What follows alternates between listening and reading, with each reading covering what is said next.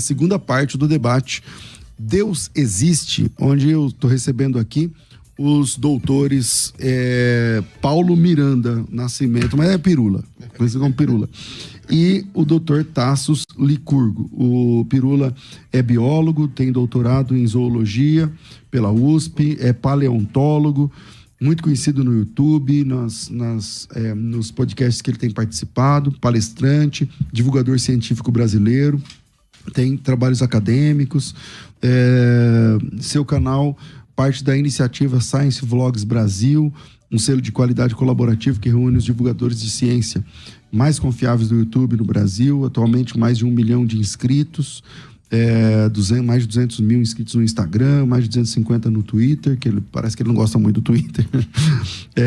Pirula, bem-vindo mais uma vez ao nosso programa de debates, meu amigo. Sempre um prazer. Maravilha. Ontem foi muito legal, vamos ver hoje. É isso aí. Dr. Tassos Licurgo, professor universitário na UFRN, no Rio Grande do Norte, é pesquisador visitante na Califórnia, nos Estados Unidos, também atuou em várias universidades fora do Brasil, em Tulsa, Oklahoma, como professor visitante. Dentre as suas atividades acadêmicas, ele também é advogado. Aliás, ele recebeu uma laurea esses dias. Do que é? Comendador. Virou comendador Foi agora. comendador do tribunal lá, do federal. Lá. Do tribunal e tal. Vários cargos aí também ocupados pelo Dr. Tassos Licurgo. Tem vários doutorados, na verdade. Tem doutorado... doutorado em educação na área específica de lógica. De lógica, matemática está aqui, mas também tem várias outras formações de pós-doutorado também. Eu não vou ler tudo aqui, senão a gente vai ficar o dia inteiro lendo aqui a ficha do Tassos. Então tá bom. Vamos bater papo. Vamos embora. Cara, nós começamos com o doutor Pirula, o primeiro bloco, e a gente sentou do lado diferente, né? Eles sentaram, aí falou, vamos trocar de lado para o pessoal saber se tá vendo ou revendo o mesmo debate. Então, eu vou voltar aqui com o Pirula, mas dessa vez, conforme o nosso sorteio, que nunca acontece, volta aqui com o Pirula, mas dessa vez contando o tempo para a gente organizar melhor aqui e o pessoal não ficar perdido. Então, inicialmente, vamos colocar 4 minutos para cada lado, depois sempre 3 minutos, e assim a gente vai assim até o final. Pirula, tá com você. Deus não existe, na sua opinião. Por quê? De novo? É a parte 2 do mesmo debate, então segue aí. Tá certo. Bom, como a gente tinha comentado ontem, né? Então acho que é bom fazer uma retrospectiva, né? Para quem não viu o programa de ontem, fazer uma retrospectiva, né?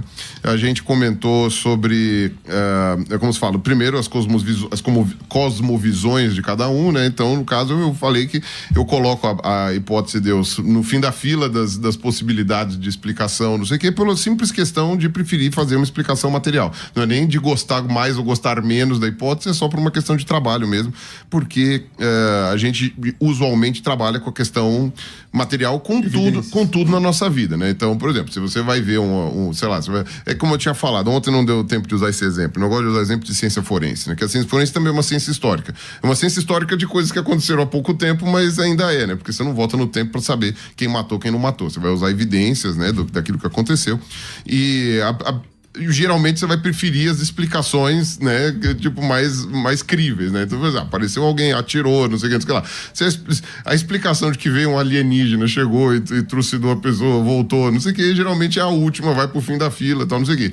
Hipóteses como milagres, por exemplo, até, né, vocês acreditam em milagres, a raridade deles é uma característica bem significativa deles, né? Então é uma hipótese que você vai colocar pro fim da fila, porque, né, a probabilidade dela acontecer é muito baixa. Então eu coloco a possibilidade de Deus como uma das últimas por causa dessa questão de metodologia de trabalho. Eu vou usar a metodologia de trabalho baseada nas evidências materiais, né, que é, até onde me consta, as únicas que a gente tem. Depois, né, obviamente, nada impede as pessoas de acreditarem, como o professor Tassos bem lembrou ontem, né? Boa parte dos cientistas acredita no transcendente, né? Seja tendo uma religião específica, sendo acreditar em Deus sem uma filiação, mas possui aí uma crença e separa uma coisa da outra, usa a ciência material para fazer os estudos que possui e tem o seu objeto de fé, alguma coisa assim, na sua vida pessoal, né? Isso não é um impeditivo de você trabalhar com ciência, etc. Por um acaso... Eita, derrubei o negócio. Fica tranquilo, eu pego lá. Fui mexer e derrubei. Por um Por um acaso, eu sou ateu, uma boa parcela das pessoas no meio científico são ateias também, né? Uma porcentagem muito maior do que na população em geral, mas ainda assim...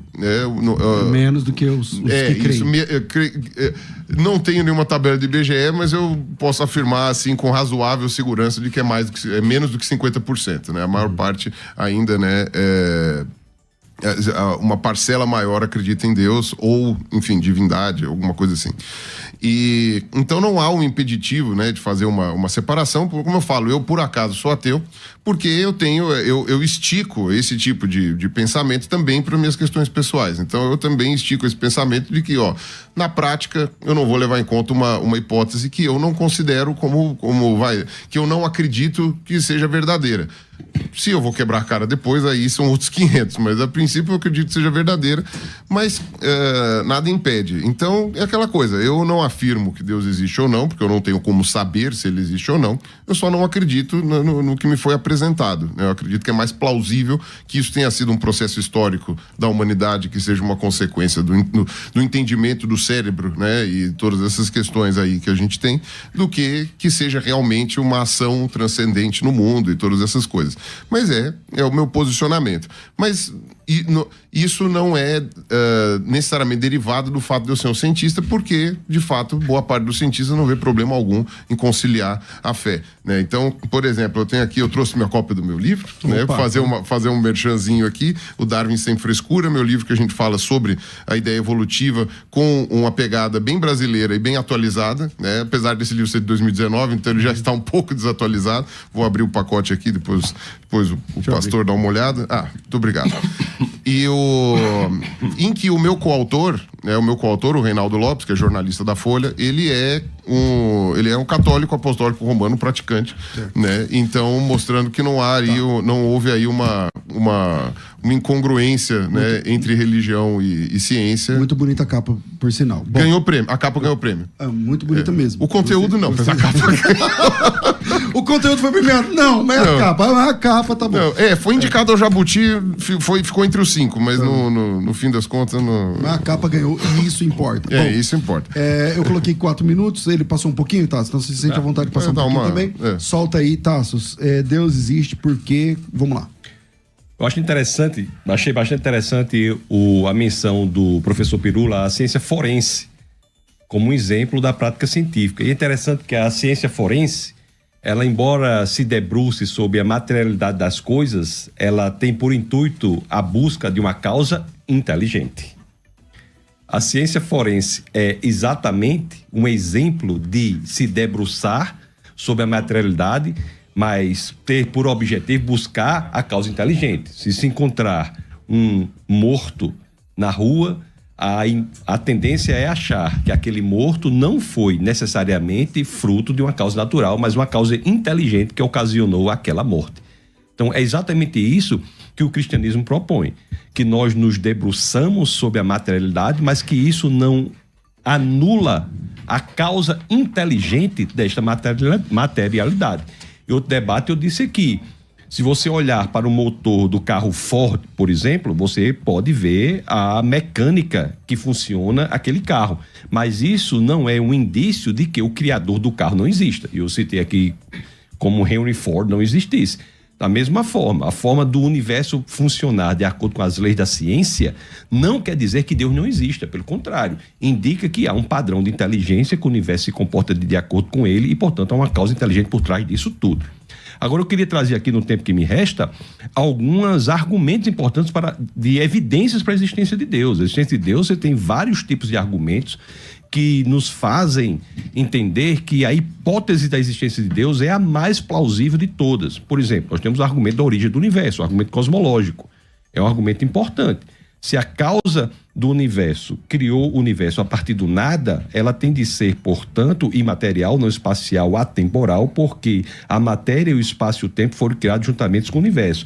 E se ela é imaterial, um sinônimo de material é espacial, se é não espacial, um sinônimo de imaterial é espiritual, um sinônimo de não espacial é infinito, um sinônimo de atemporal é a capacidade de ver o futuro que livremente nós decidimos. Se as leis da natureza começam a existir com a criação do universo, essa causa não pode ser natural. Ela tem de ser, portanto, sobrenatural. criar o universo a partir do nada exige um poder incrível e, portanto, essa causa é extremamente poderosa. O universo não é estruturado de qualquer forma para que a vida exista. Nós temos 122 características que são milimetricamente sintonizadas para que a vida seja possível. A probabilidade disso acontecer por acaso é de 1 chance em 10 elevado a 138. Então, pensar que isso é por acaso é, de fato, uma fé em algo irracional. Fora esse argumento cosmológico, nós temos o argumento ontológico, o argumento da moralidade, o argumento da complexidade da origem da vida, nós temos o argumento da confiabilidade das escrituras, o argumento de Jesus Cristo, pelo que alega ser diferentemente do que os outros líderes de outras religiões alegam. Então, é um conjunto de construção argumentativa que nos faz entender que a hipótese mais provável para explicar o mundo é Deus. A materialidade, ela é incapaz de fazer isso. Se nós fragmentarmos a realidade para a menor partícula que encontrarmos, lá na partícula não tem uma explicação da sua própria existência. Não tem uma explicação da sua própria existência. Então, o universo material não se explica a si mesmo.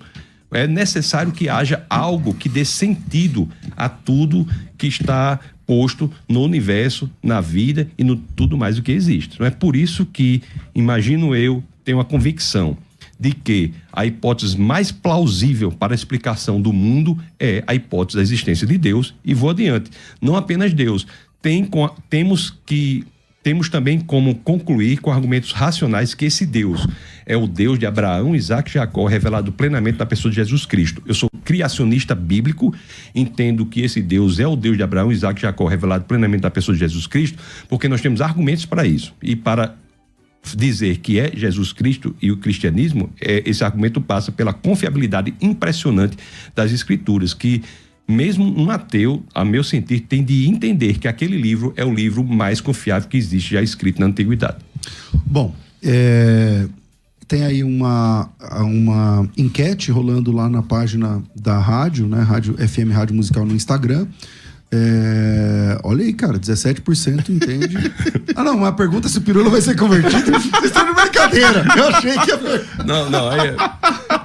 Eu achei que a pergunta era a pergunta do tema. Esses caras não valem nada também. Então, o Pirula vai ser convertido hoje. 83% tá dizendo que sim. Ó, a torcida aí pra você. A torcida organizada aí. Deus, torcida organizada.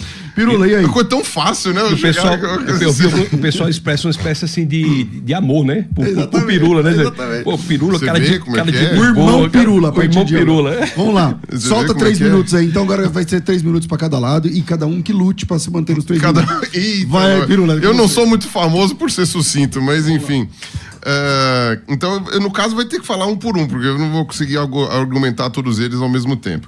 Mas, no que diz respeito aos argumentos para a existência de Deus que você falou, é o William Lane Craig, né? Tem muita coisa dele, né? Que eu já vi as apresentações dele. Não, com certeza não é só dele, mas é porque eu já vi esses argumentos vindo do Lane Craig. Enfim, para começar, no que diz respeito à ciência forense, de ter procurado uma causa inteligente, no caso, eu até concordo, né? Caso foi inteligente ou não, porque às vezes pode ter sido uma causa natural, ou um acidente, só que é uma causa inteligente material. Ainda é uma questão material. A entidade inteligente é composta por partículas, por átomos, por moléculas, tal, não sei o que, ainda é uma causa material, né? No caso, um ser humano ou, às vezes, até a própria pessoa, né? Que tirou a própria vida. Argumentos, no caso, para a existência de Deus, o argumento cosmológico, né? Sobre a questão da criação do mundo ou do universo, tal, não sei o que. Para começar, eu não gosto muito do termo criação do universo, porque parte do pressuposto de que ele foi criado e não necessariamente ele foi criado. O surgimento do universo ou o início do universo, aí pode ser. Como entra muito na área da física, não é muito a parte que eu conheço, né? Já li algumas coisas sobre isso, mas a matemática do negócio mesmo eu não vou saber, né? Eu sei que o pessoal que trabalha com a origem do universo enche essas mesas aqui, tudo de cálculo aqui, e faz todas as probabilidades e coisas assim, né? Tanto que, por exemplo, essa questão da probabilidade que aí se entrou por nas 22 características meio que para a origem da vida, né? Que aí a gente já 122. Que aí a gente já entra mais para uma questão que foge um pouco da origem do universo, aí entra um pouquinho mais na minha área, né? E eu diria que quando você dá tempo suficiente e área suficiente e número suficiente, as coisas podem ser possíveis, né? Esse 1 elevado a 138, 1 vezes 10 elevado a 138 que você falou, né? Quando você vai ver, isso daqui não é nem a quantidade de planetas que existe na nossa galáxia, que dirá na quantidade de outras galáxias. Então, 10 a 22. Então, quando você coloca quando você coloca números grandes e possibilidades grandes, né? Uma hora cai ali, né? Uma questão de probabilidade, né? Qual a probabilidade de você jogar o dado, cair tantas vezes e 6 vezes, cair o número 6 tantas vezes, não sei o quê. Depende de quantas vezes você jogar o dado, né? E aí, quanto mais você joga, quanto mais possibilidades você tem, maior, né? Então, a possibilidade de existir um planeta que está orbitando ao redor de um Sol, que tem um tamanho certo, na distância certa, não sei o quê, com um satélite do tamanho tal, não sei o quê, é baixa, porém, dado um número gigantesco de não sei quantas milhões de estrelas, só numa galáxia, são outras milhões de galáxias envolvidas, cada uma com milhões de estrelas. Quando você faz esse tipo de coisa, aí a probabilidade de ter uma é uma. É falar, mas por que justo nós? Porque é onde a gente tá. Se tem vida em outro planeta, aí eles vão falar, é justo nós, porque eles não sabem que a gente existe. Então, tipo, meio que quando você tá dentro do ônibus, né, você parte do pressuposto de que é o ônibus que está em movimento, que parece para nós que estamos dentro do ônibus que quem está em movimento é a paisagem, né? Então é uma questão de ponto de vista, né? Quem está do lado de fora sabe que quem está em movimento é o ônibus. Bom, acho que foram os 3 minutos, né? Tassos. Interessante que nós concordamos no fato de que a ciência busca causas, sejam elas naturais ou inteligentes. Parece que concordamos aí, não é? Ótimo, certo. Isso é uma coisa muito importante. E segundo, a sua objeção é importantíssima. Porque, de fato, se a probabilidade não fosse absurdamente pequena, nós poderíamos argumentar que nós, de qualquer maneira, estamos nela. Mas a questão é que há um princípio na estatística e probabilidade que uma chance em 10 elevado a 50 é probabilidade zero, portanto, impossível. A ciência diz isso. Então, uma chance em 10 a 50, para a ciência, para a matemática, é probabilidade zero. Então, uma chance em 10 elevado a 51 seria 10 vezes impossível. Uma chance em 10 elevado a 52 seria 100 vezes impossível. Uma chance em 10 elevado a 53 seria 1000 vezes impossível. 54, 10 mil vezes impossível. 55, 100 mil vezes impossível. Onde é que eu chegarei na quantidade de impossibilidades quando eu disser uma chance em 10 elevado a 138? É por este argumento da ciência que não há tempo suficiente para garantir que uma probabilidade tão ínfima aconteça por acaso.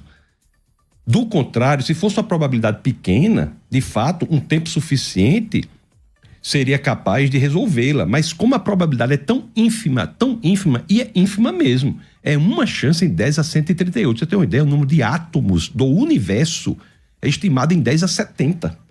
Nós estamos falando de uma chance em 10 a 138. E a matemática diz que 10 a 50, uma chance em 10 a 50 já é impossível. Então, é por isso que eu afasto esse contra-argumento importante que você colocou, porque eu acho que ele só funciona se a probabilidade fosse muito menor. Para uma probabilidade que é um sem número de vezes impossível, esse argumento não tem relevância, a meu sentir, embora seja um argumento muito importante. Fora isso, do universo. E nós, na origem do universo, nós vemos também, conforme eu disse, que esse Deus tem uma característica específica. O universo surgiu. É verdade, mas isso na literatura científica é algo que só acontece em meados do século passado. Sim. Se você pegar toda a história da humanidade, desde da Grécia até o idealismo alemão, nenhum livro fala que o universo surgiu. O único livro que falava que o universo surgiu era a Bíblia, os livros de Moisés, principalmente no seu primeiro verso, Gênesis 1:1, que em hebraico é Bereshit 1:1, que dizia, no princípio Deus criou os céus e a terra, com o uso do verbo criar, que é a tradução do verbo bara, que traz a ideia do creatio ex nihilo, criação a partir do nada. Então essa tese do universo surgir é algo que está nas escrituras há mais de 3 dezenas de séculos e na ciência apenas em meados do século passado. Então o Big Bang é a rendição da ciência à teologia. Até um tempo atrás, eu não sei, a época que nós estudamos, por exemplo, porque o Brasil ainda tem esse delay, né, do que acontece na comunidade científica, que demora para chegar aqui como regra, mas a ciência ensinava até pouco tempo atrás que o universo era eterno, né, na verdade. Pirula, seus 3 minutos, com você. o que eu aprendi na escola é que o universo era infinito, mas não necessariamente eterno. Mas Só tinha 9 planetas também. não, mas no sistema solar.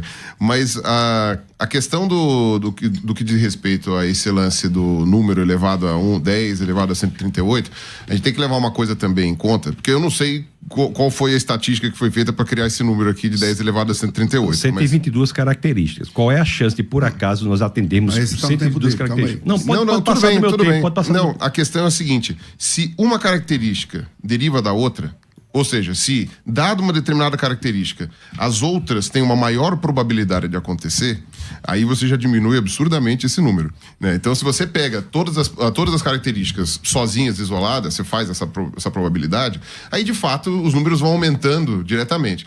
Agora, se você coloca que uma característica deriva da outra, e aí isso restringe, então a coisa começa a diminuir bastante a probabilidade. Então, por exemplo, se eu taco o dado 100 vezes... Acho que o tempo seria se reduz a outra. Se reduz, exatamente. Então, se eu taco o dado 100 vezes, aleatoriamente, só isso daí, aí beleza. Aí a chance de acertar é muito pequena.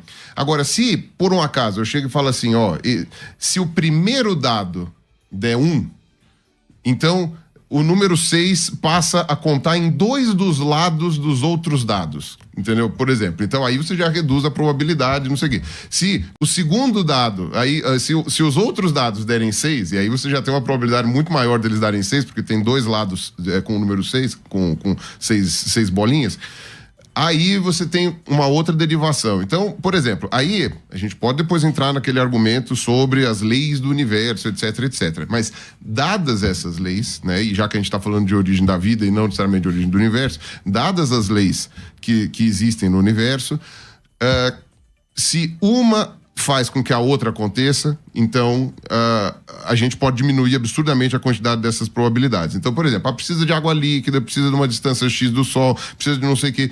Se a distância X do Sol e o tamanho da estrela do Sol, que já é, sei lá, tem não sei quantos milhões de sóis do mesmo tamanho, etc, etc. Se a distância X, que não precisa ser necessariamente a que a gente tem, mas tem que estar próxima da que a gente tem, permite a água líquida, então, a partir desse momento, você já começa a derivar que uma já depende da outra. Tipo, uma automaticamente vai acontecer junto com a outra. Então, dessas 130 características, talvez a gente possa juntar 2, talvez possa juntar 3, talvez uma derivada, caso uma aconteça, as outras 3 acontecem automaticamente. Então, aí uma coisa vai juntando da outra. Então, aí esse número ele acaba reduzindo, né, de alguma forma, né? E aí esse 10 elevado a 138, às vezes pode ser até 10 elevado, né? Se você vai, dada a quarta condição ou a quinta condição, às vezes esse número pode diminuir aritmeticamente até o ponto de chegar, sei lá, 10 a 40, 10 a 30. E aí a coisa vai ficando cada vez mais encurtada, entendeu? Passos. Mais uma vez, uma objeção muito inteligente, mas o problema é que não é assim.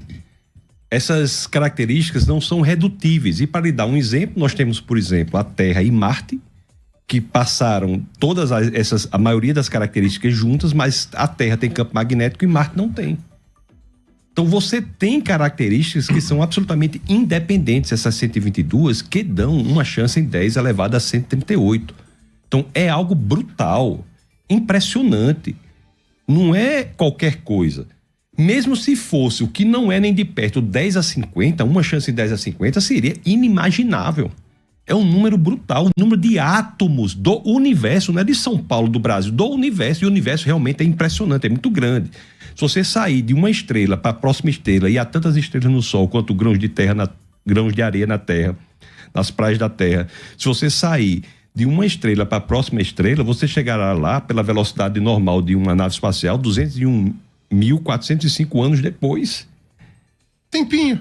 Um tempinho. Não dá para passar as férias na próxima estrela. É brutal. E a probabilidade disso acontecer é 1 a 138, mas se você diminuir, mesmo a sua proposta de 10 a 50, é impossível.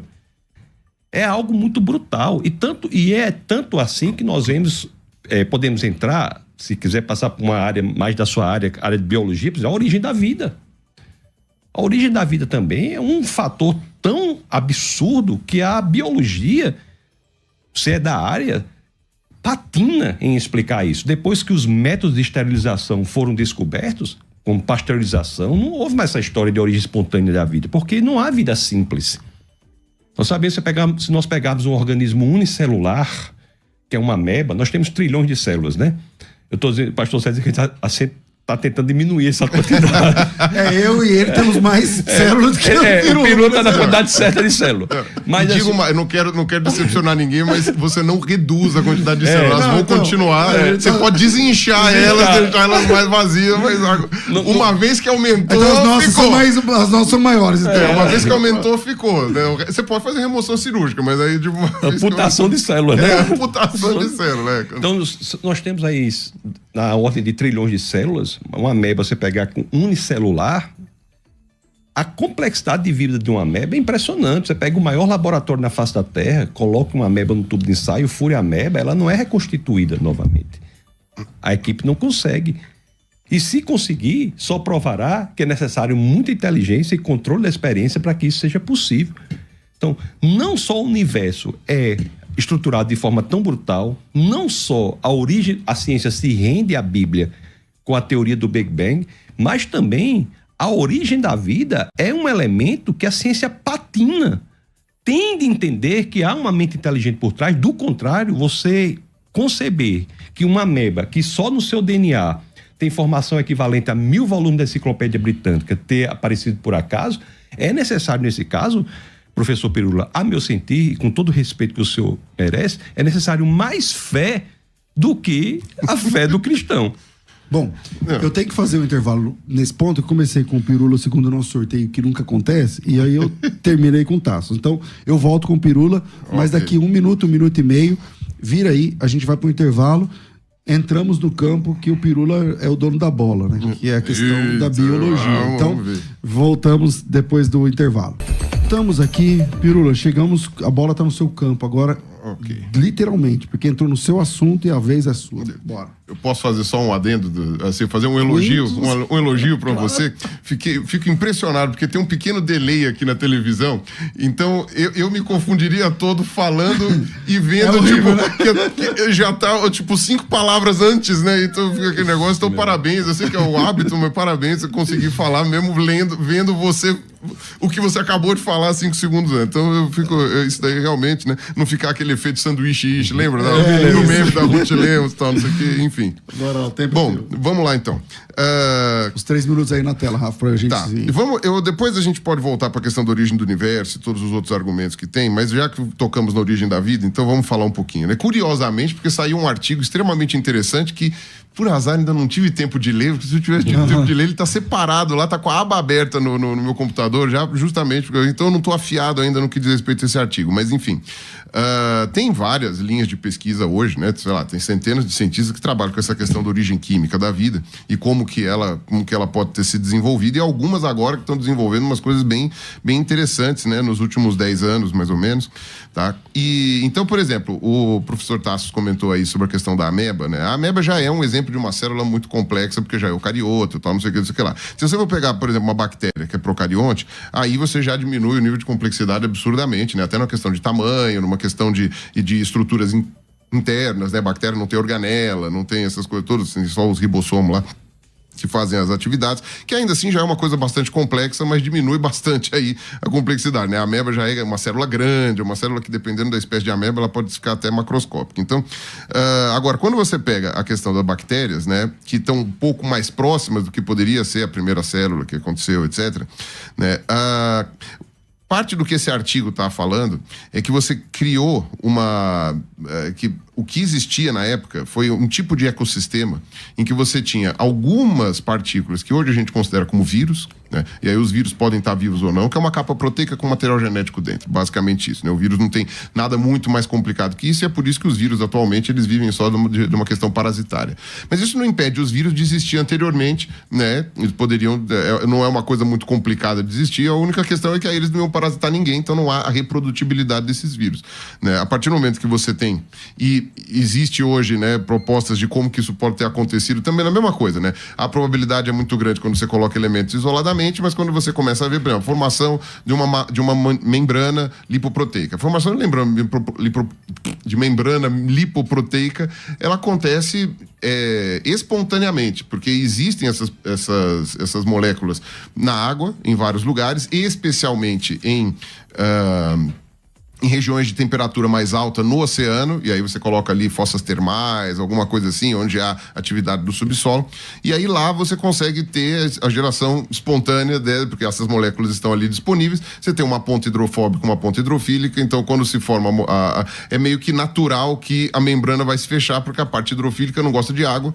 aí ela vai virar pro lado de dentro, isola, faz aquilo. Aí para você ter uma membrana dupla, né, uma molécula gruda a parte hidrofílica, a parte hidrofóbica no caso, né, a parte que não gosta de água, uma na outra, e a parte hidrofílica fica virada para fora. Então, tendo essa membrana dupla que se forma espontaneamente quando você coloca as moléculas ali, você tem um ambiente em que você tem água dentro, água fora, e você pode passar de um lado para o outro, dependendo do tipo de molécula. Então, o material genético deve ter surgido no primeiro momento fora, né, de qualquer membrana, tá, não sei o que, solto ali na água, e depois houve aí essa junção. Como aí entra muito na parte da química, né? Aí foge um pouquinho da minha área também, porque a parte da química não é uma coisa tão simples assim.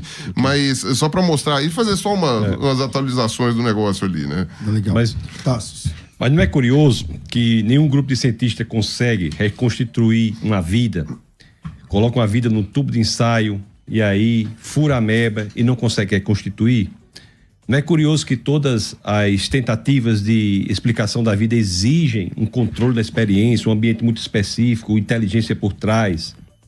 Então, a origem da vida é um argumento muito forte, porque não há vida simples. Mesmo do ponto de vista químico, ou menor da biologia, a reunião dos aminoácidos para formarem proteínas com formatos específicos, como elas vão atuar no futuro, me chama muita atenção. Porque as proteínas são como ferramentas numa caixa de ferramenta com formatos específicos que elas irão ser... Os formatos são dados pela função que ela irá desempenhar no futuro. Então, existe muita complexidade e muita inteligência na vida. Então, eu acho um argumento muito forte também para o entendimento de que há uma causa inteligente por trás. E como se não bastar só esse argumento, há também argumentos poderosos, como um argumento até que é muito... importante e delicado de ser tratado num ambiente cristão, que é o argumento da moralidade. Esse é um argumento muito forte, muito interessante, não é? C.S. Lewis, ele era ateu e o argumento dele era esse: como é que eu posso ser crente num ambiente num mundo em que há tanto mal e sofrimento? Aí ele pensou, peraí, com que eu estou comparando a injustiça e a maldade desse mundo? Um homem não sabe que uma linha é torta, a não ser que tenha a ideia de uma linha reta. Então, foi da constatação da injustiça e da maldade do mundo que ele concluiu, C.S. Lewis, que era um escritor... Os Contos de Nárnia. Autor das Crônicas de Nárnia, é um professor de literatura medieval. Ele concluiu, peraí, com o que eu estou comparando a maldade e a injustiça desse mundo? O homem não sabe se uma linha é torta, a não ser que haja uma linha reta. A partir daí, ele concluiu que é necessário que haja uma fonte objetiva de moralidade. E, portanto, essa fonte é Deus. Então, o argumento da moralidade também, que é um argumento de difícil tratamento, também aponta para a existência de Deus. Só para demonstrar como há diversos argumentos. O outro argumento que há é da confiabilidade das Escrituras, sobre o qual eu poderei me debruçar com maior pormenorização no próximo tempo que eu tiver. Mas nós iremos ver que as Escrituras são, diferentemente de qualquer outro livro escrito na Antiguidade, mais confiáveis do que qualquer um outro. Elas se expõem, como nós vimos, Lucas 3, 1 e 2, dá uma data específica, que é o ano 29 depois de Cristo. Você tem uma quantidade de cópias que nós iremos ver logo mais, que é impressionante comparado com qualquer umas outras. Então, até mesmo as Escrituras gozam de características únicas, singulares, peculiares, diferente de qualquer outra obra produzida na Antiguidade. É mais um argumento muito forte para a singularidade do cristianismo. Ok, Pirula. Vamos lá. Enfim, só responder. Vou tentar falar 1 minuto para cada coisa aqui. Sobre a questão da origem da vida, que até hoje nenhum cientista conseguiu recriar a vida em laboratório e tal, não sei o quê. Posso falar uma coisa aí, ó, testemunho de fé aqui. Para mim, isso vai acontecer nos próximos anos. Eu acredito, do jeito que as pesquisas estão, em poucos anos os cientistas vão conseguir gerar um ambiente, né? Ou seja, joga os ingredientes ali, gera o ambiente necessário, uma simulação, né? Que é isso que a gente faz em ciências, faz modelos, tal, não sei o quê, e vai aparecer. No começo vão tentar fazer com computação, porque é mais fácil, né? Mais simples, e depois vão conseguir transferir para a questão laboratorial, né? Experimental. Isso daí é o que eu acredito lendo os artigos mais recentes e falando, cara, tá quase lá. Mas aí, então, entramos na área da fé também, porque o meu achismo é futurologia, então não vou me esticar mais nisso daí. Para mim, eu acho que esse assunto aqui já falamos o que consigo. No que diz respeito ao argumento da moralidade, dentro do meu entendimento, tá? Porque aí a gente também sai da área da ciência, entra na área da filosofia, porque a moralidade já é uma coisa que não entra tanto assim. Mas algumas coisas a ciência pode colaborar. Ela pode não bater martelo, mas ela pode colaborar. No que diz respeito à moralidade. Dentro do nosso entendimento, inclusive até no livro tem algumas pinceladas sobre isso, né? A moralidade, ela pode ser construída por várias questões. Por exemplo, vamos pegar os mais simples dos mandamentos aqui. Não matarás, não roubarás.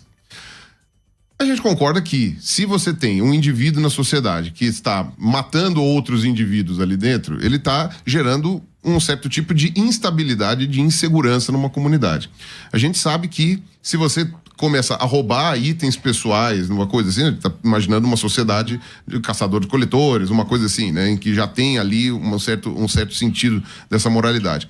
Você coloca ali roubar ou digamos assim, subtrair esses itens de outras pessoas, você também está gerando uma quebra de confiança ali daquelas pessoas, e você não pode confiar naquele sujeito, porque aquele sujeito vai lá e está roubando coisas dos outros, etc. Então, essas coisas me parecem meio óbvias até de surgirem, né, porque se você tira esses elementos aí, pelo menos desse tipo de coisa, começa a ficar uma coisa insustentável ali, e a comunidade passa a se dissipar, passa a se dissolver e não consegue se manter. O exemplo que a gente pode dar da biologia em relação a isso, né, é que outras espécies apresentam certos tipos de comportamento que vão nesse encontro também. Então, por exemplo, vou pegar só para colocar, né, nos bichos mais parecidos que a gente tem, né? Vamos pegar para grandes primatas. Se você for ver a Sociedade de Chimpanzés, e tem um excelente documentário colocado hoje, até onde eu tinha visto na Netflix, que é o Império dos Chimpanzés, que é uma coisa extraordinária, eu recomendo que todo mundo assista aquele lá. Eu sei que tem gente que não gosta de macaco, fica com aflição de ver macaco, mas é um documentário que vale muito a pena ser visto, são 4 episódios apenas, tá? Do Império dos Chimpanzés. É intolerável a morte de alguém do grupo. Que um elemento do grupo mate outro do grupo, né? E no caso eles não têm propriedade privada para terem roubo, essas coisas assim, mas no que diz respeito à comida, também, né, dependendo do tipo de coisa, pegar as coisas de comida, e é punido com expulsão do grupo, ou até pode acontecer casos de execução também, que já foram documentados. Então, você vê que a moralidade ela pode estar vinculada aí com a própria funcionalidade de uma comunidade, de uma população. Beleza, tá. Vamos lá. Achei bastante interessante, o professor disse assim, eu creio, né, num sentido científico talvez, que a comunidade científica chegará um momento em que conseguirá, com muita pesquisa, criar a vida. Se isso acontecer, o que provará? Que é necessário muita inteligência por trás e controle do ambiente para que a vida venha a existir. É isso. É a fé na necessidade de inteligência para que a vida seja possível. Por acaso, é impossível. Quanto à moralidade, antes do advento do cristianismo, havia brutalidade. A cruz era o outdoor de Roma para mostrar o seu poder, matando aqueles que eles não queriam. Foi Jesus de Nazaré que fez a maior transformação de símbolo já registrada na história da humanidade. A cruz, que era instrumento de tortura e morte, passou a ser instrumento de esperança e vida, graças ao que Jesus de Nazaré fez. Então, o não matarás é presente no livro cristão. Não é algo que está na história da humanidade. Antes era brutalidade. Brutalidade, um matando os outros. Era o poder, a imposição da força. Jesus de Nazaré que transforma tudo isso. Então, o cristianismo é responsável por essa base moral que, sendo cristão ou ateu, todos temos, que construiu a civilização ocidental. Foi graças ao cristianismo que a civilização mais importante, mais livre e mais condizente com a natureza humana existiu. O nosso valor intrínseco decorre de Gênesis 1:27. Somos feitos à imagem e semelhança de Deus. Do contrário, Se não fosse isso, nós valeríamos pelo que teríamos ou pelo que pudéssemos fazer. Não, nosso valor é intrínseco, é real, é independente do que temos ou fazemos, porque somos feitos à imagem e semelhança de Deus. Foi essa versão que criou todas as teorias de direito natural. Toda a civilização ocidental que protege o ser humano decorre disso daí. E como se não bastasse isso, nós temos, conforme eu havia dito, uma construção na literatura, nas escrituras, que é única, né? São 66 livros escritos por cerca de 40 autores num período de 15 séculos. 31 dos 40 escreveram os 39 do Antigo, 9 dos 40 escreveram os 27 do Novo, num período, como eu falei, de 15 séculos, com autores totalmente diversos. E quando nós analisamos, professor, as escrituras de maneira muito criteriosa, cética mesmo, repetindo, usando a metodologia pirrônica de Pirro de Élides, né? De Skeptos, que é aquele que investiga, para todas as aparentes contradições, nós encontramos respostas. Nós encontramos respostas. Então, isso não se revela em nenhum outro livro da antiguidade, nem da história da humanidade. Isso também é algo único das escrituras, que também aponta para um caráter sobrenatural na construção desse texto. Quem? Pirula. Bom, vamos lá. Também, vou tentar ser rápido aqui. No que diz respeito aos estudos sobre a origem da vida, né, no que diz respeito a é necessário uma inteligência para poder criar a vida, de novo, eu gostaria de salientar aqui que a origem química da vida também, novamente, muitos dos pesquisadores que estudam a origem química da vida têm sua fé, né? Não estamos falando aqui de um grupo de ateus maldosos fazendo, eu vou conseguir provar. Não é isso daí. Tem vários que têm ali a sua fé e não sei o quê. Alguns são cristãos, inclusive, de igrejas específicas e tal, não sei o quê, mas eles trabalham ali com a origem química da vida. Mas quando você vai fazer um modelo, uma modelagem, o que eu estou falando é uma simulação de como as coisas poderiam acontecer sem a gente precisar interferir. Então, quando você faz uma simulação, e aí não tem jeito, você precisa fazer uma simulação, a gente está fazendo ciência, a gente precisa de alguém para poder cuidar. Mas a gente está simulando como teria sido a atmosfera, o ambiente, o oceano, a composição química daquela época e como as coisas poderiam ter surgido sem a interferência. Mas aí, para fazer a simulação, você precisa ter algum tipo de inteligência. A gente parte do pressuposto que naquela época, né, as estruturas ali, as moléculas estavam ali presentes para fazer para que isso pudesse acontecer. Aí depois a gente pode entrar na questão das leis da física, do surgimento das leis e tal, não sei o quê, porque aí entra de novo na origem do universo e não necessariamente na origem da vida, né? Dadas as leis do universo, a origem da vida parece algo que, apesar de improvável, é possível. Mas vamos lá, vamos voltar para a questão do argumento da moralidade. Que se existia brutalidade antes do cristianismo. Assim, pelo pouco que eu sei de história, eu acho que isso é uma pouca simplificação. Quando você vai olhar, por exemplo, para começar aqui essa questão do não matarás, você tem no Velho Testamento judaico, né? Então é prévio ao cristianismo. Você pode argumentar que era o não matarás outros judeus, mas se fosse de outros povos não tinha problema, mas de qualquer maneira tinha um não matarás. Você tinha um não matarás no Império Egípcio. Você tem nos livros de leis lá do Império Egípcio, você tem o não matarás também. E no que diz respeito, por exemplo, a uma coisa que hoje nós não queremos que siga, que é o Código de Hammurabi, né? Que é o olho por olho, dente por dente, né? Se todo mundo fizer assim, acaba todo mundo cego, tal, aquela coisa, e banguela, né? Mas no que diz respeito ao Código de Hammurabi, o pessoal também faz uma comparação com o que havia antes. E o Código de Hammurabi, ele deu uma controlada também na barbárie que existia antes, né? Hoje, para nós, é um código incompleto, porque nós evoluímos como sociedade, mas naquela época aquilo foi uma evolução em relação ao que tinha de pior ainda antes. Eu não vou negar, aliás, é um aspecto que eu acho que é muito claro quando se lê a Bíblia, e para mim é interessante porque eu conheço vários cristãos que parecem ignorar esse tipo de coisa, que é o inerente pacifismo de Jesus. É extraordinário o princípio de não agressão que Jesus tem ali, é muito, muito claro, né? Não há como questionar isso daí, né? Tipo, daí a outra face, né? Desapego a bens materiais, aquela coisa, eu não vou lembrar agora as palavras certas, mas se alguém lhe pede a capa de atúnica, a capa de atúnica, tal, não sei o quê. Então, tipo, olha, bens materiais não estão aqui, não é aquilo que vai te fazer feliz. Então, esses, para mim, são os dois princípios mais claros do Evangelho, que eu acho que são os melhores. E eu, particularmente, até concordo com Jesus nisso daí. Eu acho que são princípios interessantes. Agora, a parte sobrenatural são outros 500, mas enfim. Agora, então, isso realmente é uma coisa muito extraordinária. O que não quer dizer que durante toda a história do cristianismo não possam ter subvertido isso daí.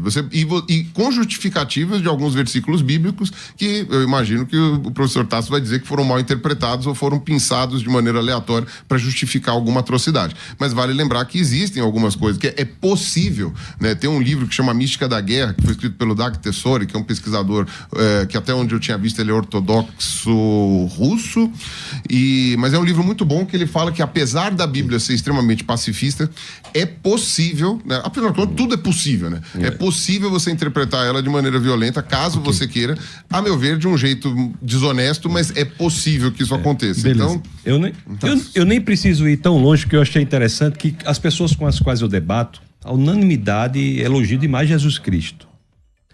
Mesmo ateus elogiam. Como agora. Isso é sintoma de honestidade. Agora, eu só preciso lembrar que o nome cristianismo vem de Cristo. Nós não podemos julgar uma visão de mundo pelo desvio que se faz dela. A igreja, em alguns momentos, não apenas foi má, como foi terrível. Mas em desvios da igreja, com base no que dizem as Escrituras e no exemplo e na pessoa de Jesus Cristo. Você poderia imaginar os desvios que você está pensando na pessoa de Jesus Cristo, em sua vida? Não. Então isso não é cristianismo. Então cristianismo é o que está na pessoa de Jesus Cristo, que é a completude das Escrituras. Quanto ao judaísmo, o que está no judaísmo está no cristianismo. O livro sagrado dos judeus, que é a Tanar, é exatamente o Antigo Testamento. Esse livro foi fechado no Concílio de Jamnia, no ano 90 depois de Cristo. Então Jesus não diz, eu vim para abolir o judaísmo, não vim para abolir o Antigo Testamento, eu vim para cumprir a lei. Então, o não matarás o fato de sermos criados à imagem e semelhança de Deus está tanto na questão do judaísmo quanto na questão do cristianismo. Não há uma ruptura entre cristianismo e judaísmo, só para explicar essa distinção. Quer fazer um intervalo agora? Não, você ainda tem 1 minuto e meio. 1 minuto e meio. Aí depois porque eu vi a mensagem e pensei que, no que diz respeito às Escrituras, voltando às Escrituras, né? Nós temos, Pirula, como cópias do Novo Testamento, 5.686 cópias, escritas em grego, no Antigo Testamento. Isso é um texto que foi combatido pelo Estado. Diocleciano, no ano 303 depois de Cristo, determinou que todas as cópias fossem encontradas, destruídas e os cristãos mortos. O segundo lugar nisso é a Ilíada, de Homero, que é um livro importantíssimo, né, para a civilização grega, que foi a civilização mais inteligente que já viveu sobre a Terra, com 643 cópias. Abaixo disso, nós temos o Diálogo de Platão, com base em 10 cópias, Tácitos, Suetônios, Joséfos, com base em pouquíssimas cópias. O que eu quero dizer com isso? Que não só o livro é impressionante, mas a quantidade de cópias do Novo Testamento atesta o fato de que o livro que nós lemos hoje é exatamente o que foi escrito lá atrás. Portanto, não só o que a Bíblia diz é impressionante pela sua exposição e verificação, conforme nós vimos no debate de ontem, mas também não tem como se argumentar que esse texto foi mudado no transcorrer do tempo, porque temos muitas cópias em nossas mãos. Aliás, se alguém alterar uma cópia, haverá 5.685 cópias apontando alteração. É tão impressionante, César, que se todo o Novo Testamento for destruído, nós conseguiríamos reconstituí-lo, à exceção de 11 versos, unicamente pelo que a literatura dos pais da igreja escreveu. Então, é um livro único. Isso é uma coisa que qualquer que seja a visão de mundo do pesquisador, ele tem que se deparar com essas assertivas e dizer, não há nada na história da humanidade, nem de perto, comparável com as Escrituras. Vamos lá, Pirula, volto com você aí, a bola está no seu campo de novo. Vamos lá. Eu não sou especialista em literatura bíblica, tenho meu interesse, já li bastante sobre isso, tal, não sei o quê, acompanho alguns historiadores que trabalham com essa área, então não vou me arriscar aqui a fazer nenhuma declaração definitiva ou alguma coisa assim, tenho mais curiosidades e alguns questionamentos com relação àquilo que foi dito pelo professor Tassos aí, que eu tenho algumas questões assim. Pois bem, no que diz respeito a essa questão do número de cópias do Novo Testamento, como que o ateu explica? Como que o ateu pode explicar dessa forma? Para começar, é uma ideia muito bem construída, né? Não quer dizer, agora, uma ideia muito bem construída e muito, como eu posso dizer? Eu vou falar uma palavra, coisa assim, acalentadora, digamos assim, por ser esse tipo de ideia, né, faz sentido que faça sucesso. A gente estava falando de um ambiente que estava extremamente complicado de se manter, né, lá na época do Império Romano, apesar dos romanos trazerem muitos benefícios aos lugares em que eles dominavam, era uma dominação, então vem com todas as suas mazelas e todos os problemas. Eles deixavam os líderes locais lá, não sei o quê, então naquela época lá de Jesus tinha lá a família do Herodes lá, que era a dinastia deles lá, que eram os reis lá, mas tinha aquele problema deles acreditarem num Deus único, então ficava, né, e a divindade do imperador romano, tal, não sei o que, tinha aquela discussão. Então, os cristãos realmente eram um ótimo bode expiatório para ser perseguido, né? E ainda assim foram perseguidos, eu acho que de maneira realmente muito efetiva, pelo Diocleciano, e teve mais um ou outro lá, eu não lembro agora qual foi, se foi o Nero, alguma coisa assim, que teve uma perseguição maior. Os outros, né, alguns foram até bastante tolerantes, alguns meio que não ligaram, outros fizeram umas perseguições muito mais leves, até porque tinha alguns cristãos até que se ofereciam em martírio, né, até onde eu soubesse, e depois até o Império Romano foi convertido ao cristianismo, né, e aí passou até a forçar as pessoas a serem cristãs, né? Teve muitas conversões forçadas, povos que foram invadidos e que tiveram que se converter ao cristianismo, porque aí passou também aquela questão da força do império, né? Então aí até o Vaticano como herança disso daí, desse período da conversão do Império Romano, né?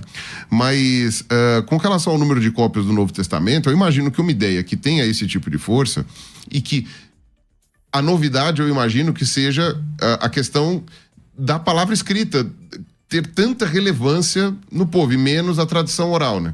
Então você estava vindo de uma questão mais intelectualizada, de uma região que já estava muito helenizada, né? Aquela região ali do Crescente Fértil, do Levante. Aquela região do Levante já estava bastante helenizada, né? Porque você tinha tido a parte do Alexandre Magno e toda aquela questão que veio antes do Império Romano. Então faz sentido que até os próprios escritos gregos, alguma coisa assim, tenha tido ali algum contato e tal. Me impressionou o número da Odisseia ter tanta cópia, porque a Odisseia não é um livro com essas características. A Odisseia não é um livro que tem aquela questão da réplica. A Ilíada.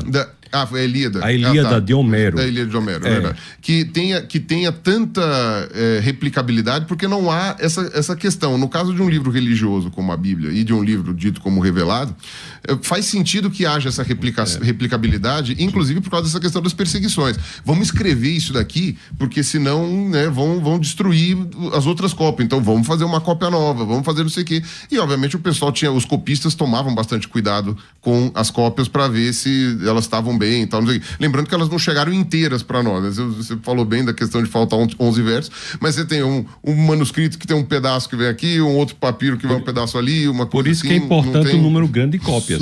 Exatamente, okay, né? Sua fala, Tasso. Deixar claro que não havia nenhuma vantagem natural na manutenção da cosmovisão cristã para os primeiros cristãos e nem para muitos até hoje. Mais cristãos foram mortos em razão de sua fé no século passado do que no 19 e outros séculos somados. Há lugares no Brasil, no mundo, em que há perseguição brutal ao cristianismo, chamada igreja perseguida. A Bíblia é proibida em 50 países. Há lugares que, se você for pego com a Bíblia, como por exemplo na Coreia do Norte, você é lançado para campos de concentração, campos de trabalho forçado e, quando não, torturado e morto. Então não há nenhuma vantagem. Os discípulos de Cristo, os apóstolos de Cristo, todos eles foram perseguidos, torturados e mortos por manterem a sua fé. A única exceção foi o apóstolo João, que teve a pena convertida, estava na ilha de Patmos, onde inclusive escreveu o Apocalipse. Todos demais. O apóstolo Pedro, que negou Cristo, quando foi diante do advento do Cristo ressurrecto e de Atos 2, de Pentecostes, ficou tão cheio de coragem que começou a defender o cristianismo até ser pego e ser condenado à morte. E a tradição diz que quando ele foi ser crucificado, o professor Pirula, ele disse, não, para, o que foi? Ele disse, me coloque de cabeça para baixo, eu não sou digno de ser crucificado como Jesus Cristo. Então não há. E outra coisa, a proposta do cristianismo é a verdade, não o conforto, não a vantagem.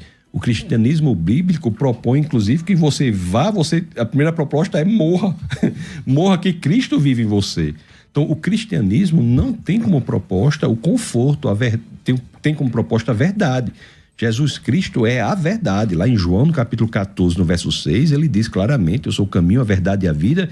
Ninguém vem ao Pai senão por mim. E foi isso que nós, inclusive, vimos no nosso bate-papo de ontem, que esse conceito de verdade que ele utiliza é um conceito de verdade que foi construído pela civilização grega, que é aletheia. Não é um termo desconhecido. Ele é a verdade. Nós vimos isso. O Pilatos diante de Jesus, isso está no Evangelho de João, no capítulo 18, no verso 38, ele está diante de Jesus, que é a própria verdade, e faz a pergunta mais importante que existe: o que é a verdade? E se volta e vai ter com os judeus, né? É uma situação perdida. Então o cristão não pode perder essa situação, ele está diante de Jesus. Para nós a verdade é muito importante, porque a verdade para nós, cristãos, não é apenas um conceito, não é apenas uma ideia, é uma pessoa. Quem relativiza a verdade para o cristão está relativizando o seu Senhor e Salvador. Então veja que nós não podemos, em busca do conforto, em busca das vantagens, negociar ou relativizar a verdade. A verdade é inegociável e, como todos nós sabemos, não preciso ir muito longe, a verdade coloca pessoas em muitas situações difíceis, mas o cristianismo também diz: você passará por situações difíceis, por intempéries, vicissitudes, problemas, mas a garantia não é que você não passará por elas, mas é a que você passará por elas com a paz que excede todo o entendimento, porque o Espírito do Deus, Criador dos céus e da terra, habita em você. Pirula. Você falou agora que questionando como é que se fala? Quando você questiona a verdade, quando alguém questiona a verdade, está questionando o próprio Salvador e a nega, própria... quando nega. Questionar faz parte da prática cristã. Quando nega a verdade, faz isso aqui. Bom, relativiza. Então eu fico mais feliz ainda de ter sido convidado para esse debate aqui, porque eu não acredito nessa questão sobrenatural, né, ou transcendental do lance da verdade de Jesus, tal, não sei o quê, ainda que eu concorde com muita coisa que está escrito ali. Então eu fico mais feliz ainda da abertura que vocês estão me dando para conseguir falar aqui sobre essas coisas, tá?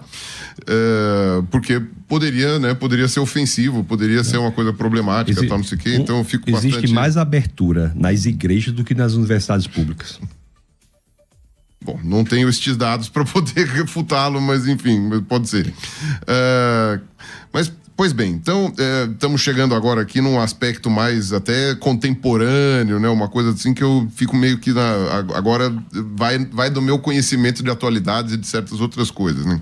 Até onde eu tinha visto, tá? E isso me surpreendeu bastante. Eu realmente não sabia disso, mas até onde eu tinha visto, saiu uma notícia recente da visita do Putin na Coreia do Norte, e ele foi numa igreja ortodoxa russa na Coreia do Norte. Eu não sabia que existia, então eu fiquei bem surpreso. Mas tem lá o sacerdote coreano, tal, não sei o que, tal, fez a bênção lá no Putin, tal, que também é da igreja ortodoxa russa, tal. Então eu fiquei realmente bem surpreso. Não lembro que cidade, não sei se é Pyongyang ou se é em outra cidade, tal, mas eu fiquei uma coisa bem surpresa.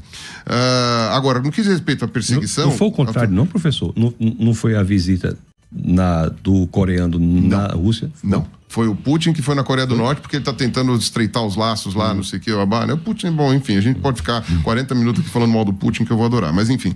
Agora, no que diz respeito à perseguição atual, eu imagino que ela esteja principalmente em países de maioria muçulmana, né?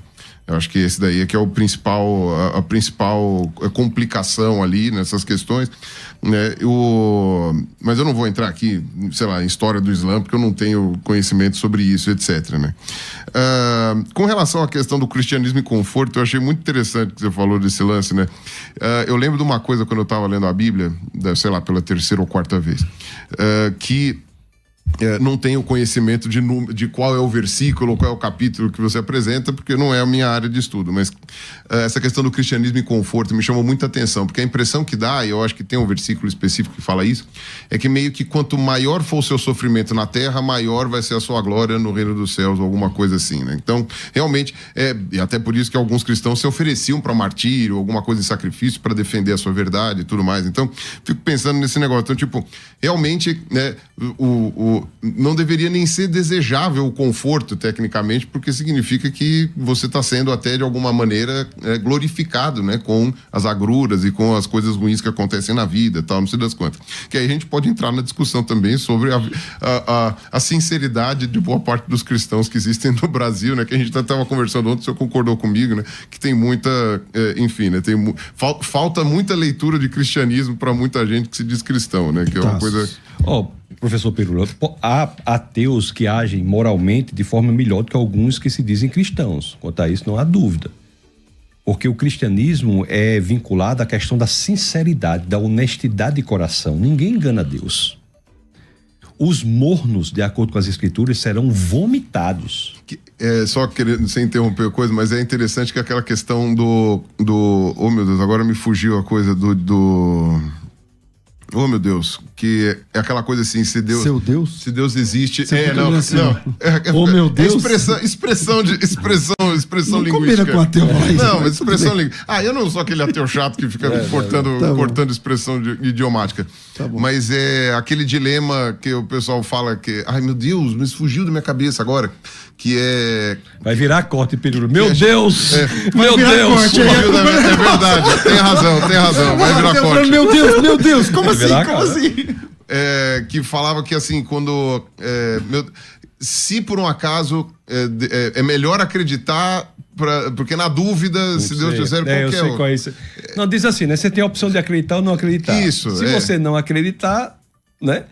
E Deus existir, você está perdido. Exato. Agora, se você acreditar em Deus existir, né?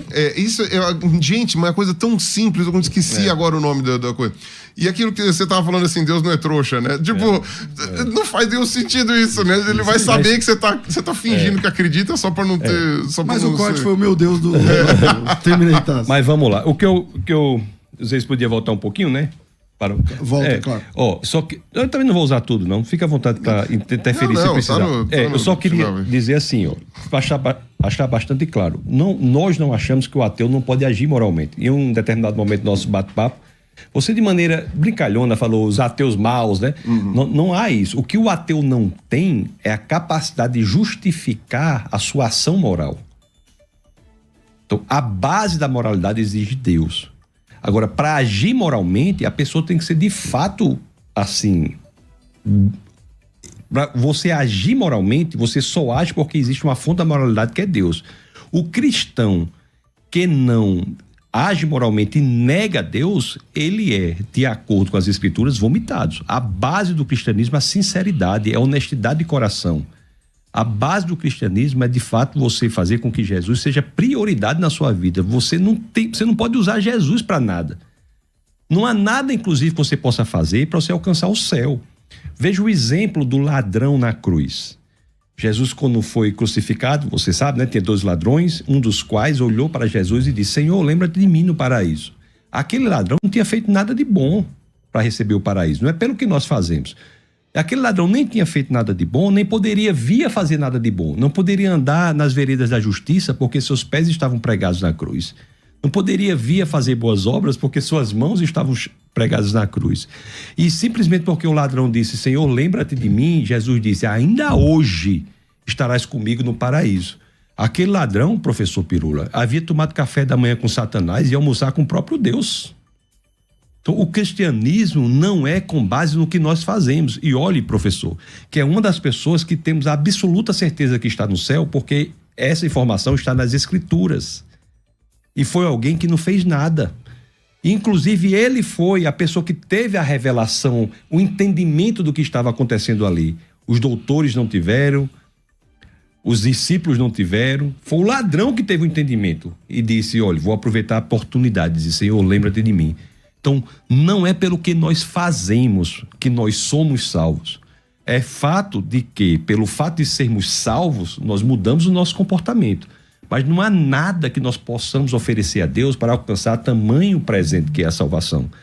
O que nós fazemos é entregarmos a nossa vida ao nosso Senhor e Salvador Jesus Cristo. E estando nele nós somos salvos. Os mandamentos, por exemplo, nunca foram dados para um povo para que o povo se tornasse o povo de Deus. Os mandamentos foram dados para um povo porque o povo já era o povo de Deus. Aquele povo havia passado o mar vermelho sem sequer molhar os pés, havia sido miraculosamente alimentado no deserto. E Deus diz: por vocês serem o meu povo, aqui está um modo de conduta, por vocês serem um povo, não para vocês receberem algo. E esse modo de conduta reflete Deus. Só para encerrar, você veja, não mentirás, porque Deus é fiel, é a verdade. Não adulterarás, porque Deus é fiel. Não roubarás, porque Deus é confiável. São um espelho de quem Deus é, para que nós procuremos agir de forma cada vez mais parecida com ele, pelo fato de termos entregado nossa vida ao Senhor. Bom, volta aqui o tempo, Pirula. O Tasso falou que não ia usar os 3 minutos, mas ele estava com os dedos cruzados o tempo todo. Então, agora... Não, mas sem problema. Tá, também. até porque logo mais eu vou ter que sair também, então enfim, já uso o meu tempo aqui da melhor maneira. Bom, agora a gente entra numa questão muito também de entendimento pessoal das coisas, né? A gente sai mais estamos mais em filosofia de vida, né, mesmo, né? E, como eu falo, o mundo tem muitas injustiças e sempre teve, né? Inclusive, baseado nas diferenças individuais até que há o princípio de seleção natural. Se não tem diferenças individuais, não há seleção natural. Então, faz todo sentido que os indivíduos sejam diferentes. Nós somos diferentes geneticamente, nós somos diferentes em oportunidades, temos diferenças em várias outras coisas. Então, uma coisa que eu vejo é que sempre há muito sucesso, histórias em que o fraco é o que vai se dar bem no final, ou que faz alguma coisa assim, né? Que é aquele que vai ser salvo, ou que vai ter a redenção, o arco de redenção, né? No final. Jesus, no caso, é um caso de exceção, porque ele se dá mal no final, mas ao mesmo tempo ele volta. Então ele prova que ele era realmente, né, aquilo que ele estava querendo dizer. E agora, essa história do ladrão é interessante, porque ele me remete a essa questão, né? O cara que é o arco da pessoa que é o pequeno, é o ladrão, é a pessoa, enfim, com atitudes repreendidas, mas que possui ali o arco da redenção, o arco da salvação, simplesmente porque ele estava ali crucificado do lado, né? Foi uma coincidência ali, né? Tipo, dele estar crucificado do lado, etc e tal. Então, eu acho interessante a construção da história, e para mim esses são parte dos elementos do sucesso que essa história teve, né? No meu caso, eu não acredito na questão transcendente, na questão da coisa. Eu acho só que nós somos os mesmos humanos que existiam naquela época. Então, a gente vai achar interessante, vai gostar dos mesmos tipos de história, dos mesmos tipos de coisas. Então, naquela época, a gente estava tendo, obviamente, como eu falei, questões de perseguição envolvendo os judeus, envolvendo os cristãos e tal, não sei o que ali, por parte do Império Romano. Uma religião que aparecesse, não uma mensagem, não era nenhuma religião na época, né, mas uma mensagem que aparecesse, que falasse assim, ó, você está sofrendo agora, mas na próxima vida a coisa vai ficar melhor. Ó, você está, assim, sendo perseguido agora, ou você está sendo sofrendo. Não precisa nem ser perseguido, porque se você está pegando um romano que foi convertido, ele não tinha por que ser perseguido antes. Mas ele estava sofrendo uma vida muito ruim, estava sendo, sei lá, era muito pobre, estava sendo humilhado, estava passando fome, tal, não sei o que. E fala, não tem problema, quanto mais fome você passar aqui, quer dizer que depois no futuro você vai ser salvo. Então, para mim, isso é um exemplo de uma religião ou de uma coisa que, bem estruturada, tinha tudo para dar certo, né? E aí ganhou vai na competição com as outras religiões ali, acabou se dando bem e aparece assim. Eu não tenho como negar digamos assim, as especificidades do cristianismo e como tinha tudo para ser uma história de sucesso, né? Eu só, enfim, né, entro nessa questão aí, eu entro mais como uma discussão de como, né, você tem ali, o que você oferece para as pessoas é aquilo que é mais, digamos assim, dialoga melhor com os problemas que aquela pessoa tem com aquele tipo de coisa, né? Mas enfim, aí entra numa questão pessoal aqui. Calma aí, eu vou te passar, Tasso, mas aí eu vou... A gente começou sempre com o Pirula, no primeiro e no segundo debate. Então, como ele falou agora, para não dizer que essa é a última, porque aí ele não estava preparado para ser a última, então você fala essa sua fala agora, depois vai ser a última de cada um. Tá. Beleza? Não, eu vou falar bem rápido, só lembrar... Não precisa ser rápido, você tem 3 minutos. Tem 3 minutos. minutos, mas só esse fato aí, Pirula, o cristianismo não trouxe isso, não. O cristianismo trouxe perseguição, tortura, morte. Em muitos lugares hoje no mundo, as pessoas vão para a igreja sem saber se quando voltam suas casas estão incendiadas ou não. O cristianismo não traz alguém, tá tudo bem, você tá sofrendo, mas na vida que vem. Não, o cristianismo traz a adesão ao cristianismo, historicamente, traz perseguição, tortura e morte. É isso que eu estou lhe dizendo. No século I, os discípulos de Cristo foram torturados e mortos. Ninguém morre por algo que sabia que era mentira, não. A convicção da verdade é tão grande que as pessoas se deram a isso porque valia a pena. A verdade é inegociável. Não há vantagem em ser cristão do ponto de vista natural. A vantagem que dá é o quê? Você aderir à verdade. Não é para ter um ganho material. Então, essa percepção de que era no mercado das religiões a que era mais confortável, a que daria uma sensação de que está tudo bem com o seu sofrimento. Não, as pessoas, por aderirem, que passavam a sofrer brutalmente. E não é só para as pessoas simples, né? O cristianismo para todos. O apóstolo Paulo, por exemplo, era um filósofo de envergadura, um homem de um treinamento profundo, treinou aos pés de Gamaliel, e ele, Gamaliel, era neto de Hilel, fundador da maior escola judaica de todos os tempos. Moisés, que é do povo de Deus, do Antigo Testamento, que também é do cristianismo, nós vimos aqui, Moisés, ele foi chamado por Deus para falar com o faraó, para libertar o seu povo. A escravidão dos judeus no Egito inaugurou o que hoje nós chamamos de antissemitismo. Houve uma escravidão de 400 anos ali, e Moisés foi chamado para falar com o faraó. Por quê? Por que Moisés? É porque Moisés era simples? Não, porque Moisés tem educação palaciana. A Bíblia diz que Moisés nem falar direito conseguia falar com os hebreus. Aí o povo diz, tem alguns que dizem que ele era gago, né? Não é que ele era gago, é porque ele não foi educado como os outros judeus foram. Ele foi educado no palácio. Ele não tinha o domínio da língua, a facilidade com a segunda língua. O hebraico era uma segunda língua para ele. Então, tanto os mais simples como o ladrão, como os mais eruditos, entregaram sua vida ao Senhor e fazem até hoje. Igualmente, Isaac Newton, o maior cientista que já existiu sobre a Terra, na minha opinião, respeito a sua opinião de qualquer outro. Porque eu digo Newton? Porque eu sempre digo assim, porque desenvolveu o cálculo. Desenvolveu a matemática até um determinado ponto, a física até um determinado ponto, que a matemática existia não dava mais conta, né? Aí ele foi desenvolver a matemática. 200 anos depois de Newton, tem nada feito em matemática, ele tinha feito tudo. Eu acho o Newton genial. Einstein, nós sabemos, usou a matemática que já existia. As 4 equações de Maxwell, a geometria de Riemann.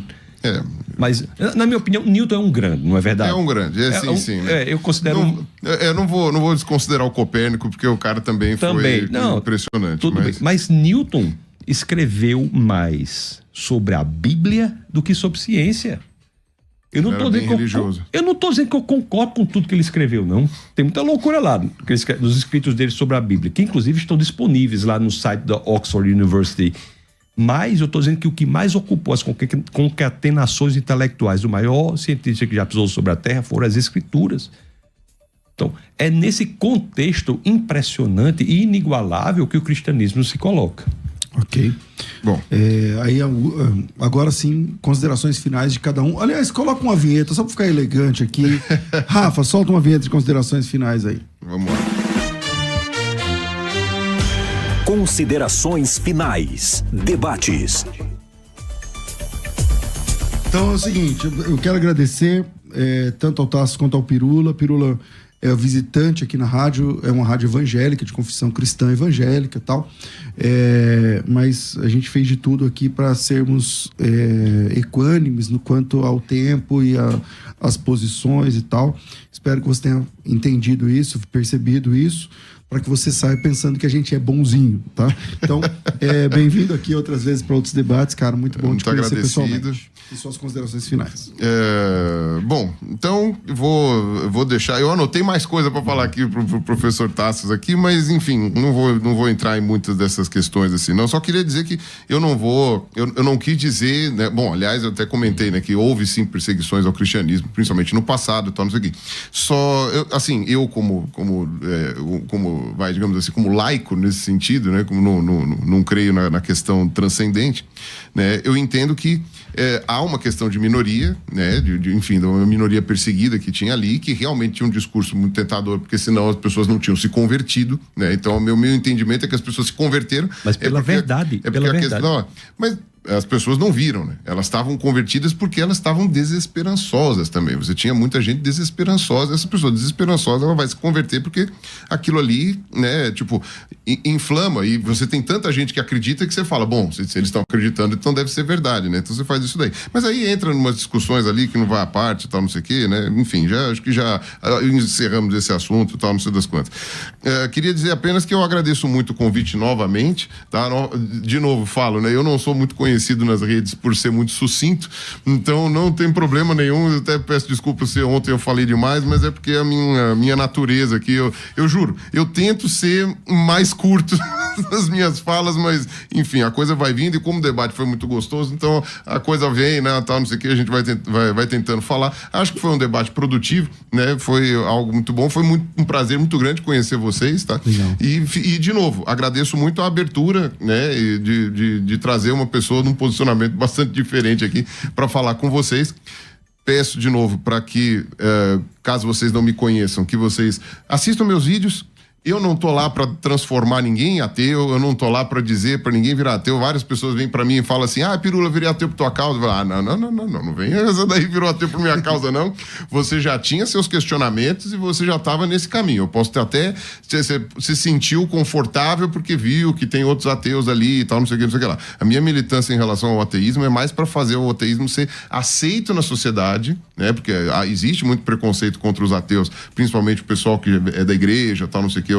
Então, eu tô lá para dar um apoio, um suporte para essas pessoas e para elas verem que isso daí não é nenhum bicho de 7 cabeças, não é nenhum monstro por perder a sua fé ou alguma coisa assim, ou até por nunca ter tido. Então, a minha ideia não é desconverter ninguém. Parece que nesse debate, nesses 2 dias, o seu ateísmo é mais pro lado do agnosticismo do que do ateísmo também, né? Como eu falei. Você não fecha essa questão sobre... É uma questão de discussão de termos aí. Eu sou ateu e agnóstico. Então eu não tenho como falar que Deus existe ou não, porque eu não sei se ele existe ou não, mas eu só não acredito. Entendeu? Para mim são 2 termos que são conciliáveis ali. Eu consigo ser ateu e agnóstico ao mesmo tempo. Mas na hora que a memória falha, meu Deus. Aí... mas fazer o quê, né?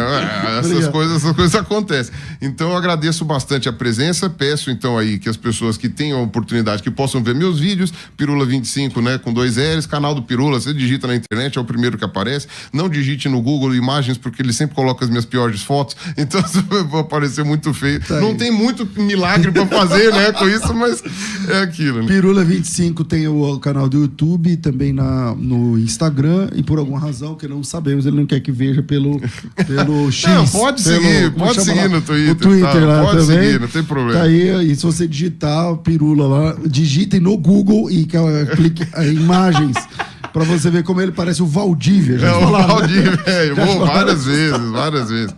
Vamos lá, tá. Quando o cabelo tava mais curto, era o Casagrande.